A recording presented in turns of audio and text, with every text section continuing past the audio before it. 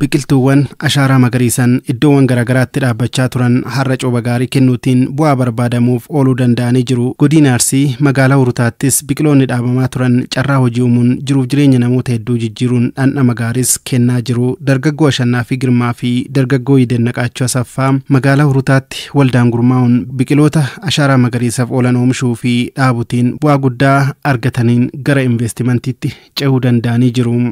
Avokaadoon bu'aa nuuf kennee jira. Maangoon illee innis bu'aa kenne. Paappaayyaa illee bu'aa hedduu argachaa turredha.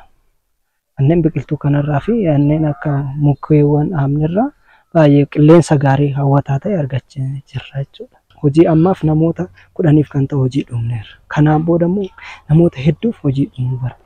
Lani የጠቀመኝ ነገር jalqaba hojii koo qofa irratti akkan xiyyeeffadhuu fi sammuun koo akka boqonnaa argatu na gargaareera. Kana malees namoota hedduuf carraa hojii uumneerra. Bara baraan biqiltoota gosa hedduu bulchiinsa magaalaa fi gandoota hedduuf ni qopheessina. Dargaggoonni kunneen biqiltuuwwan kanneen irraatii faayidaa guddaa argachuun jiruuf jireenya isaanii kan jijjiiranii fi ofirra darbuutiin namoota hedduuf carraa hojii uumuun bareedinaaf guddina magaalattiifis qooda guddaa bahaa kan turanidha. Dhaabbii biqiltuu ashaaraa magariisaa bara kanaafis biqiloota gosa garaagaraa hedduu ta'an qopheessuun faayidaaf akka ooluuf hojjetaa kan jiranidha. Biqiltuuwwan gosa hedduu qabna. Fakkeenyaaf akka paappaayyaa, maangoo, wanta daaqqalee hin qabna, paappaayyaa hin qabna, avokaadoo, appil maangoo hin qabna. Biqiltuuwwan gara gosa adda addaa kanneen gara 10 ol kan ta'e qabna jechuudha. Agar baqqal zaafoችን biqiltoota biyya keenyaa kan kooridarii fi miidhaginaaf oolan burtukaana fooyya'aa, loomii, paappaayyaa ni qabna. Paappaayyaa ji'oota 6 buna waggaa 2 hanga 3tti gabaaf dhiyaatu oomishaa jirra.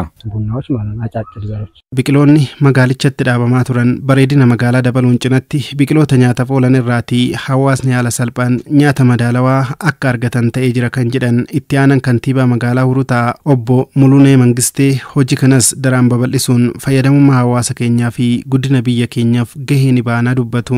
hojii ashaaraa magariisummaatiin magaalli Hurutaa magaalaa biraatiifis muuxannoo dabarsuu dandeessi. Magaalli keenya magaalaa hawwattuu qabatee namni gadi ba'ee avokaadoo muratee dhufa, paappaayyaa muratee dhufa, maangoo muratee dhufa. Asuma gara biraa odoo hin deemne naannoo isaa keessatti hawaasni keenya daran argachaa kan jiru ta'uu isaati. Akka godina Arsiittis biqiloota ashaaraa magariisan dhaabamaniif kunuunsi barbaachisu waan taasifameef faayidaa olaanaa akka kenne kan himan itti gaafatamaan waajjira qonnaa godina Arsii obbo Gannaa Mohammad hojiin kun mul'ata biyya keenyaa dhugoomsuu fi jijjiirama haala qilleensaa eeguun kaayyoo barbaadamuuf akka ooles kaasu.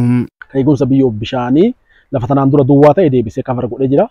Kan immoo nyaata namaatiif oolu kan dhaabni namni irraa harvesti godhee bu'aa dhabuu danda'eera waan ta'eef hojiin ashaaraa magariisaa kanaan dura hojjetaa turre jajjabeessaa fi itti fufiinsaanis hojii gaarii hojjetamuu danda'u.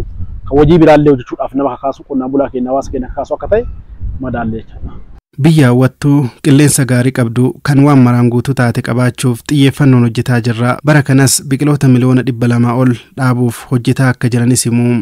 Bara kanas akkuma bardeen darbanii biqilaa miliyoona 200 fi miliyoona 81 qopheessine kennee karoorfanne hanga sa'a kanaatti biqilaa miliyoona 284 ol qophaa'ee jira jechuudha. Qophiin boollaatis haaluma fa'aa ol fakkaatuun kana faana qophaa'aa jira.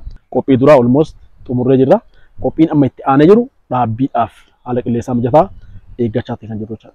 Ashaaraan magariisaa wabii biyyaa waan ta'eef iddoo hundatti eegumsii fi kunuunsi gahaan taasifamee fi bu'aa barbaadamuuf akka ooluuf hundi keenya tumsa nurraatii barbaachisu bahuutii qabna jechuun dhaamaniiru.